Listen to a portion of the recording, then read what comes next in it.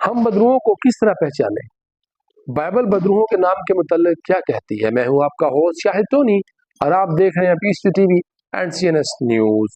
Bible हमें demonology के बारे में क्या बताती है कि किस तरह से हम इनके नाम जो है वो पता कर सकते हैं, क्योंकि हमें जब इनका नाम नहीं पता होगा, हमें इनकी एक्टिविटीज से पता चलेगा कि ये कौन सी बुरी रूह है किसी इंसान में काम करे। जब हमें इनका नाम पता होगा, हमारा दुश्मन है, हमें सामने से पता होगा कि दुश्मन कितना भारी है, तो हम उनका मुकाबला कर सकेंगे। जिस तरह से खुदावंद यीशु मसीह ने कहा था कि तुम्हारा नाम क्या? उसने कहा था लश्कर, और खुदावंद यीशु मसीह ने उनको निकाल दिया था। अब जो हम देखेंगे कि जो यहूदी लोग थे वो किस तरह से इन बुरी लोगों के नाम पुकारते थे, क्योंकि जब हम इनको इब्रानी में, जो इंग्लिश जुबान है उसमें भी बाइबल का तर्जुमा है, लेकिन जब उसको इब्रानी में, यूनानी में पढ़ते हैं तो हमें पता चलता है कि इनके नाम क्या है। जिस तरीके से एक नाम है जी कि उसका ना तो इंग्लिश में कुछ इतना पता चलता है ना उर्दू में, जिस तरह से हबी। अब औरतें हैं बड़े प्यार से अपने हस्बैंड को कहते हैं जी हबी, बड़े प्यार से बुलाती है, लेकिन उनको ये पता नहीं है कि हबी एक बहुत ही बड़ी बुरी रूह का नाम है, और जिसको मरी फैलाने वाली कहते हैं, या बहुत बड़े बड़े बुरे काम करने वाली जो बदरूह है, बुरी रूह है, उसको हबी कहा जाता है। लेकिन शैतान ने किस तरीके से हमारे मुंह से अपना नाम जो है वो उगलवा रहा है। ठीक है, हमें इन चीजों के बारे में पता नहीं होता, क्योंकि जितना भी बुरी रूहों के बारे में इल्म है वो हमें इंग्लिश बाइबल में मिलता है, लेकिन इंग्लिश बाइबल में इतनी वुसअत नहीं पाई जाती। इसलिए हम इसको यूनानी और इब्रानी में देखेंगे कि इनके जो नाम है ये कौन से हैं और इनका मतलब जो क्या है। लेकिन यूनानी से ज्यादा जो है वो इब्रानी जुबान में ज्यादा वुसअत पाई जाती है। हम इन्हीं जुबानों की जो असल जुबानें हैं बाइबल की, उनसे हम इनकी बुरी रूहों के नामों के बारे में देखेंगे, किस तरह से हम अपने दुश्मन का सामना कर सकते हैं। हमने बदरूहों को, तमाम बदरूहों को एक ही किस्म में रख दिया, यानी बदरूह के नाम से। अब जो ये बुरी रूह है, इनके बारे में जो इब्रानी जुबान है इसमें बहुत बड़ा वसी इल्म है। इब्रानी जुबान को हम जब देखते हैं, क्योंकि जब बाइबल का पुराने नामे का जो तर्जमा हुआ था तो उसको इब्रानी यानी कि यूनानी जुबान में किया गया था, और यूनानी जुबान में जब किया था तो 70 बुजुर्गों ने पुराने नामे का तर्जमा किया था, इसलिए उसको इफ्तादी तर्जमा या सेप्टुअजिंट भी कहा जाता है। तो जब इसको हम नए अहदनामे का जब लिखा गया था नया अहदनामा, तो इसमें जो इब्रानी में यूनानी में इसका जो तर्जमा हुआ था, तो उसको जो पुराने अहदनामे में यूनानी जुबान थी, जो इनके नाम थे पुराने अहदनामे में बुरी रूहों के, वही आगे ने इनको सामने रख के पुराने अहदनामे को नई अहदनामे में इनके वही नाम जो है इनको उनसे मुंसलिक किया गया। अब यूनानी जुबान जो है, मैंने पहले बताया था कि उसमें इसकी वुसअत इतनी वुसअत नहीं है, इसलिए हम इब्रानी जुबान को लेके चलेंगे अगर हम इनके बारे में जानना है तो लेकिन हम यूनानी जुबान को भी साथ ही लेके चलेंगे। अब देखें, जिस तरह से यूनानी जुबान में इनको एक ही नाम से मंसूब कर दिया गया यानी डेमन, लेकिन इब्रानी जुबान में इनकी वजाहत की गई है। तो हम जब इब्रानी में पढ़ते हैं तो हमें पता चलता है कि हमारा जो सामना है वो किन हाकमों से हो रहा है, उन किन ओहदादारों से हो रहा है। तो इसको हम इब्रानी जुबान में आगे जो है वो पढ़ते हैं।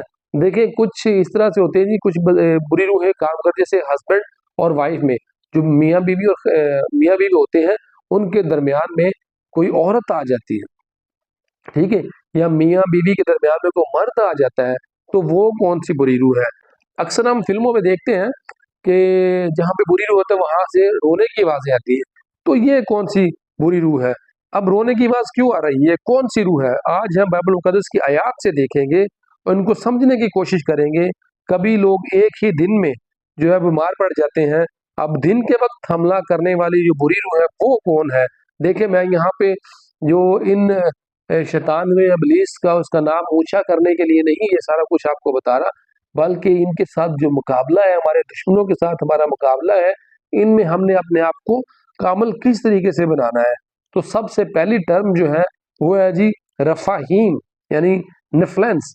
ये किस्म की बुरी रूह है जिसको हम जब्बार भी कहते हैं, यानी इस बात को हम हनूक की जिस्म थे, इनको तबाह बर्बाद करने से मार दिया था, तो इनकी जो रूहें थी, ठीक है, उनके लिए कोई जगह नहीं थी, वो जहाँ पे घूमते हैं जिनको जब्बार कहते हैं, यानी बुरी रूहें, यही जो जब्बार की रूहें हैं, यही बुरी जहन्नम के अंदर रहने वाली कुव्वतों के लिए रफाइम का लफ्ज इस्तेमाल किया गया, ये खौफनाक रोग लोगों में लगाती हैं। इशाया नबी के सीफे में लिखा है, वो मर गए फिर जिंदा ना होंगे, वो रहलत कर गए फिर ना उठेंगे। तूने उन पर नजर की और उनको नाबूद किया और उनकी याद को भी मिटा दिया। मर गए के लिए रफाहीम का लफ्ज इस्तेमाल किया गया है।